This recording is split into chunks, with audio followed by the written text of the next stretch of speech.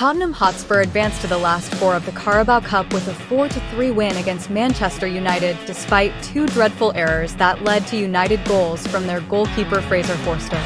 Ange Postecoglou's team were cruising after an hour, 3-0 up thanks to two goals from Dominic Solanke and one from Dejan Kulusevski. But then it all began to unravel. First, Bruno Fernandes pounced on a loose Forster pass to set up Joshua Zirkzee from close range.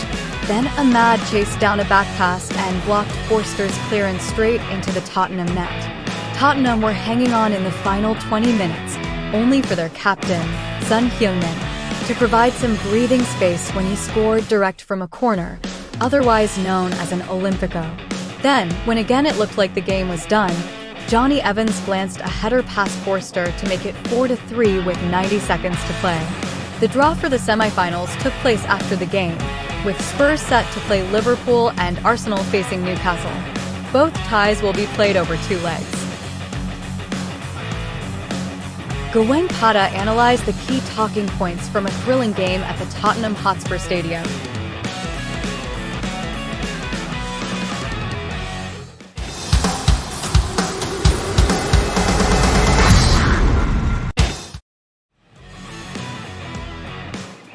Forster errors gifted United 2 goals.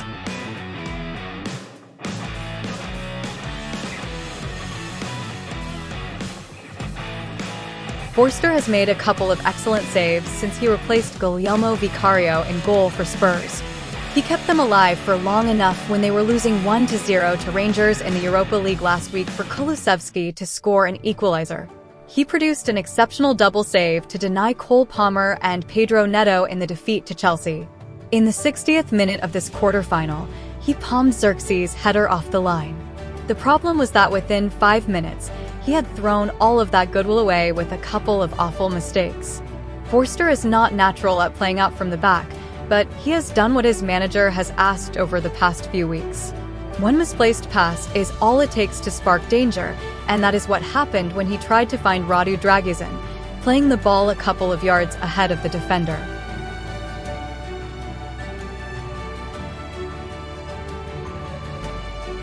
Fernandes nipped in and set up Zirkzee for a simple finish.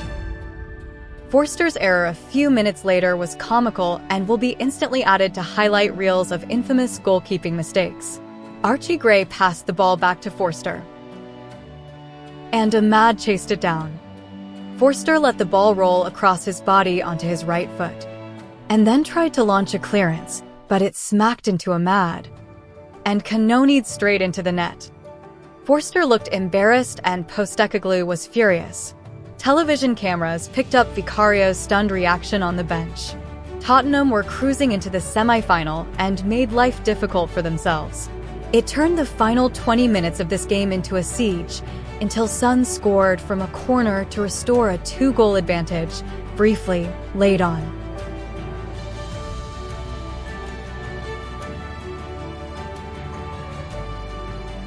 Solanke continues scoring streak against United.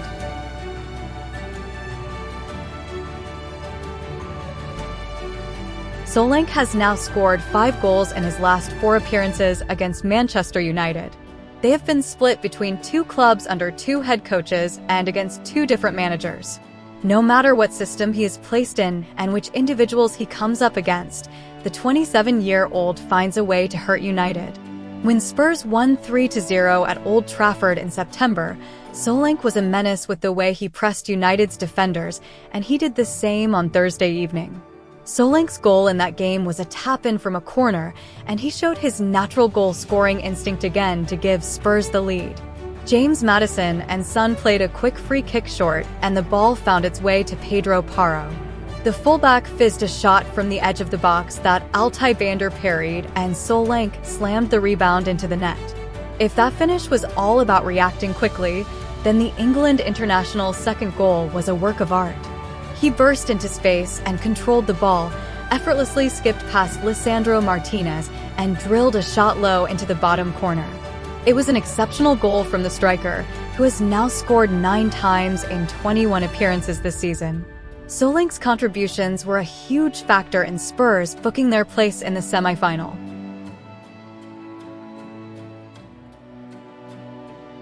Was Amorim targeting his old player Paro?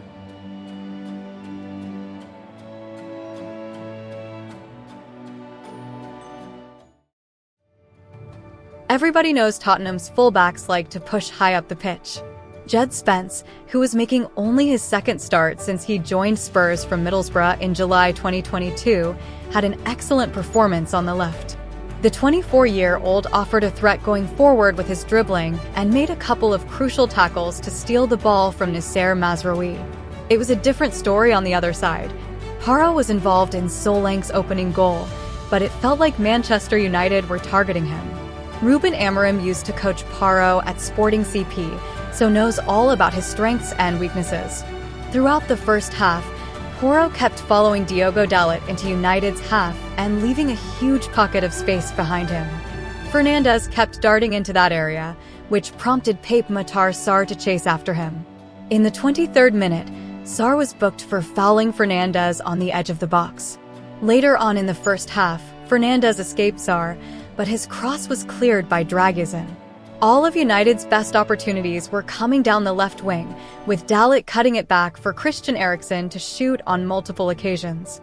Paro continued to push forward throughout the second half, but the rest of Tottenham's defense covered for him and United were never able to find a breakthrough down that side.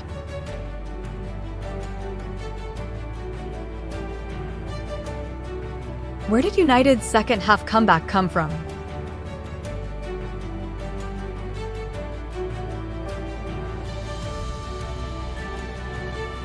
When Solanke made it 3-0 to Spurs in the 54th minute, things looked done and dusted. United were set to go home and lick their wounds, and Amorim might have been inclined to make use of the additional training time freed up by getting knocked out at the stage. However, the Portuguese coach has demonstrated a knack for clever substitutions. Victoria Plzen got burned by some second-half changes last Thursday, and Amorim again made tweaks to claw back some match momentum in London. Ahmad and Zirkzee came on for the good but not quite good enough Rasmus Højlund, and that might be your last starting appearance for a while, Anthony. Kobbie Mainoo replaced Eriksen a moment later, and while the team shape remained the same, United looked a lot more potent in front of goal.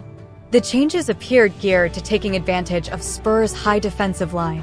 Postecoglou's men were first warned of Zirkzee's presence in the 62nd minute, with the Dutchman making a big header that needed to be palmed around the goalpost by Forster. But then the mini-collapse happened. United's first goal gave the away side hope. The second came from miscommunication building out from the back, but again there was Ahmad, one of the fastest thinkers in a United shirt, to pounce. Amorim didn't rest on his laurels at 3-2, opting to bring on Alejandro Garnacho, who was dropped for the Manchester derby, for Manuel Ugarte. United were going for it, and when Garnacho's shot needed an unorthodox save from Forster in the 82nd minute, you thought they might get an equalizer. Sun's Olimpico, scoring direct from a corner, put an end to that in the 88th minute, but even when the game looked over, another Amorim sub, Evans, who replaced Victor Lindelof before halftime, headed in a corner to make it 4-3.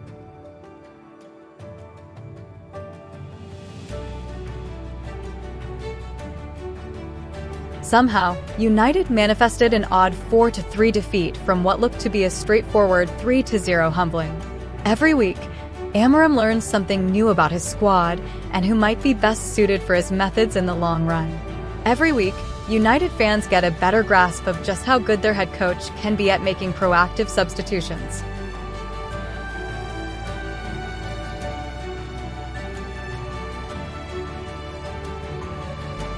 A nervy showing from Bender.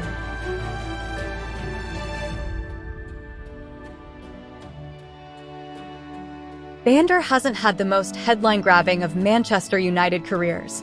Signed last summer to be Andre Onana's backup, the Turkish goalkeeper featured for only 90 minutes in 2023-24 in the FA Cup fourth round against Newport County. Things have improved slightly this season, with the 26-year-old becoming the starting goalkeeper in the League Cup and putting together decent performances in the previous two rounds against Barnsley and Leicester City. Tottenham were the most difficult opponents he has faced in England, and there were some nervous signs in the first half. While his short passing was solid, Aiding United during early build-up, Bander's long passing went a little awry. Only 2 of his long goal kicks found their intended target out of 7 attempts. Spurs' opening goal owed a debt to United being slow to react to the second and third phases of set-piece defending. It also had root in Bander's decision to parry Paro's speculative effort back into the 6-yard box rather than palm it wide and behind his own goal. Solanke reacted well.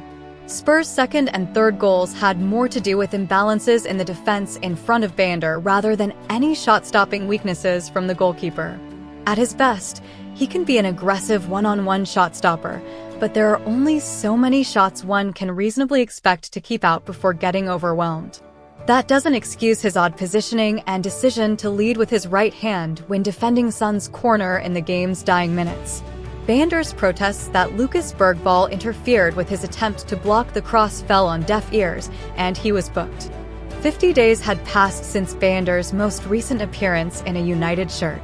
Given Onana's status as United's Premier League goalkeeper and United's difficult FA Cup third-round tie against Arsenal in mid-January, Bander may have to wait some time before his next appearance between the sticks.